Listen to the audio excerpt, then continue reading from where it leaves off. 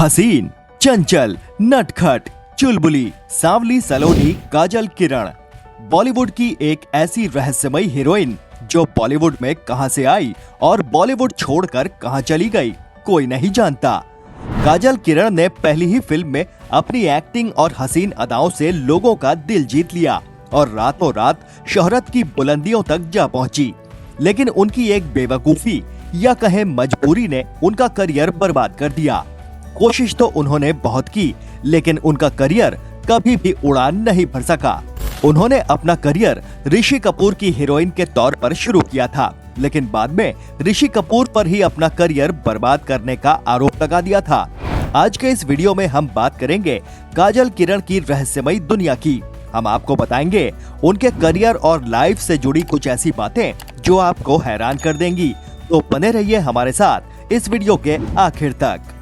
क्या लेंगे आप? कुछ नहीं, आप चाय पी लीजिए, फिर मैं घर चली जाऊंगी। काजल किरण का जन्म 18 अक्टूबर 1958 को मुंबई में एक मिडिल क्लास फैमिली में हुआ था। कम ही लोग जानते होंगे कि उनका असली नाम सुनीता कुलकर्णी है। वो सुनीता कुलकर्णी से काजल किरण कैसे बनी और कब बनी, इसके पीछे भी एक कहानी है जो हम आपको आगे बताएंगे। काजल ने अपनी लाइफ में इतनी सीक्रेसी रखी कि दुनिया को उनके माँ बाप का नाम तक नहीं मालूम। हमने काफी खोजने की कोशिश की, लेकिन ये मालूम नहीं कर सके। उनके माँ बाप चाहते थे कि वो बड़ी होकर डॉक्टर बने, लेकिन काजल किरण का सपना तो कुछ और ही था। वो एक्टिंग करना चाहती थी और हीरोइन बनना चाहती थी। खूबसूरत तो वो थी ही, पढ़ाई के दौरान ही अपनी कुछ दोस्तों के कहने पर उन्होंने अपना फोटोशूट कराया और कास्टिंग डायरेक्टर्स को भेज दिया। स्टूडियोज के चक्कर काटे, वो मौके की तलाश में थी।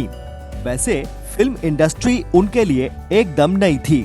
खबरों की माने तो बॉलीवुड से उनका रिश्ता नहीं था, लेकिन IMDb.com पर मौजूद जानकारी के मुताबिक उनके अंकल फिल्मों में असिस्टेंट डायरेक्टर थे। काजल किरण पूरी शिद्दत से फिल्मों में काम की तलाश में थी। स्टूडियोज के चक्कर लगाना, मेकर्स के ऑफिस जाना उनका रोज का काम हो गया था। एक बार उनकी मुलाकात फिल्म डायरेक्टर नासिर हुसैन से हो गई। काजल को देखते ही नासिर को लगा कि उन्हें उनकी अगली फिल्म की हीरोइन मिल गई। पहली मुलाकात में उन्होंने तय कर लिया था कि काजल किरण ही उनकी अगली रोमांटिक कॉमेडी फिल्म हम किसी से कम नहीं में लीड हीरोइन होंगी। हालांकि पहले उन्हें ऋषि कपूर के अपोजिट साइन किया गया था, लेकिन बाद में उन्हें एक्टर तारिक खान के अपोजिट रोल मिला। फिल्म साल 1977 में रिलीज हुई। फिल्म जबरदस्त हिट साबित हुई। IMDb.com की एक रिपोर्ट के मुताबिक फिल्म हम किसी से कम नहीं साल 1977 की तीसरी सबसे ज्यादा कमाई करने वाली फिल्म साबित हुई। फिल्म ने बॉक्स ऑफिस पर 4.25 करोड़ रुपए कमाए थे। काजल किरण को उनकी पहली ही फिल्म ने रातों रात स्टार बना दिया। फिल्म में उन्होंने अपने हुस्न और अदाकारी के जलवों से लोगों के दिलों में जगह बना ली। अक्सर इतनी कामयाब होने के बाद एक्टर्स के पास फिल्मों के ऑफर्स की लाइन लग जाती है, लेकिन काजल किरण के साथ ऐसा कुछ भी नहीं हुआ। इसके उलट इस फिल्म के बाद वो खाली हाथ थीं। उन्हें एक भी नई फिल्म ऑफर नहीं हुई। वो खुद हैरान थीं। उन्हें समझ में नहीं आ रहा था कि आखिर इंडस्ट्री उनके साथ ऐसा सलूक क्यों कर रही है, लेकिन असल में उसकी वजह वो खुद थीं। उन्हें अपनी पहली ही फिल्म और पहले मौके की कीमत चुकानी पड़ रही थी। असल में फिल्म हम किसी से कम नहीं साइन करते वक्त काजल किरण और नासिर हुसैन के बीच एक कॉन्ट्रैक्ट हुआ था, जिसके मुताबिक फिल्म साइन करने के बाद से फिल्म रिलीज होने तक काजल को और कोई भी फिल्म साइन करने की इजाजत नहीं थी। खबरों के मुताबिक ये कॉन्ट्रैक्ट 3 साल का था। बस इसी वजह के चलते किसी भी फिल्म मेकर ने उन्हें कोई ऑफर देने की कोशिश नहीं की। हालांकि उनका कॉन्ट्रैक्ट फिल्म की रिलीज के साथ ही खत्म हो गया था। इसके बावजूद बाकी मेकर्स यही मानते रहे कि काजल अभी भी कॉन्ट्रैक्ट से बंधी हुई हैं। हाँ, इस बीच कुछ फिल्में उन्हें ऑफर जरूर हुई जो सुपरहिट भी साबित हुई, जैसे बालिका वधू और अखियों के झरोखों से। उन्हें हमेशा ही ये फिल्में ना करने का अफसोस रहा। ये बात किसी को भी हैरान कर सकती है कि फिल्म हम किसी से कम नहीं की बम्पर सफलता के बावजूद 3 साल तक काजल किरण की एक भी फिल्म रिलीज नहीं हुई। उनकी अगली फिल्म रिलीज हुई साल 1980 में। फिल्म थी मांग भरो सजना, जिसमें वो जितेंद्र की हीरोइन थी। इस फिल्म में उनका डबल रोल था। ये फिल्म भी हिट साबित हुई। इसी साल काजल किरण ने एक ऐसी फिल्म करने का फैसला किया जो उनके पांव पर कुल्हाड़ी मारने जैसा था।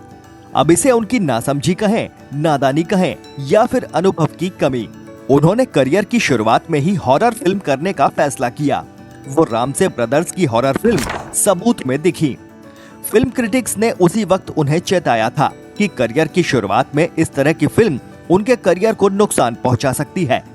हालांकि इस फिल्म का उनके करियर पर कोई तत्काल नुकसान नहीं हुआ, बल्कि इसके बाद ही उन्होंने मिथुन चक्रवर्ती के अपोजिट थ्रिलर फिल्म वारदात में नजर आई। फिल्म हमसे बढ़कर कौन भी हिट साबित हुई।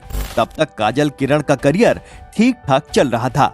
लोग उन्हें हिट फिल्मों की हिट हीरोइन के तौर पर देखने लगे थे। हालांकि ये फिल्में हिट जरूर रहीं, लेकिन उनकी चर्चा कम ही हुई। इसके बाद अचानक से काजल किरण के करियर में डाउनफॉल आ गया। उनकी फिल्में एक के बाद एक फ्लॉप होने लगी। तमाम कोशिशों के बावजूद उन्हें सफलता नहीं मिली, तो उन्हें मजबूरन साउथ फिल्म इंडस्ट्री का रुख करना पड़ा। साल 1982 में उनकी पहली कन्नड़ फिल्म सहसा सिम्हा रिलीज हुई। इसके बाद भी उन्होंने बॉलीवुड में तमाम फिल्में की, लेकिन ज्यादातर में उनके रोल सपोर्टिंग ही रहे। हालात इतने खराब हो गए कि कई फिल्मों में उन्हें क्रेडिट तक नहीं मिला। कई फिल्मों में उन्हें गेस्ट डांसर का रोल प्ले करना पड़ा। उन्हें बड़ी फिल्में ऑफर होना पहले ही बंद हो चुकी थी, इसलिए उन्हें छोटे बजट की फिल्मों में छोटे मोटे रोल से ही काम चलाना पड़ा। तमाम जद्दोजहद के बाद भी जब उन्हें कामयाबी हासिल नहीं हो सकी, तो साल 1990 में उन्होंने फिल्म इंडस्ट्री को हमेशा हमेशा के लिए अलविदा कह दिया। हालांकि उनकी फिल्में उनके रिटायरमेंट के बाद भी रिलीज होती रहीं। उनकी आखिरी फिल्म आखिरी संघर्ष साल 1997 में रिलीज हुई। इसमें कोई शक नहीं कि काजल किरण बेहद खूबसूरत और टैलेंटेड एक्ट्रेस थी, लेकिन लोग हैरान रह गए थे जब अपनी असफलता के लिए उन्होंने ऋषि कपूर को जिम्मेदार ठहरा दिया था। उन्होंने आरोप लगाया था कि ऋषि कपूर का स्टारडम उनके करियर को खा गया। वो लगातार उन पर आरोप लगाती रही।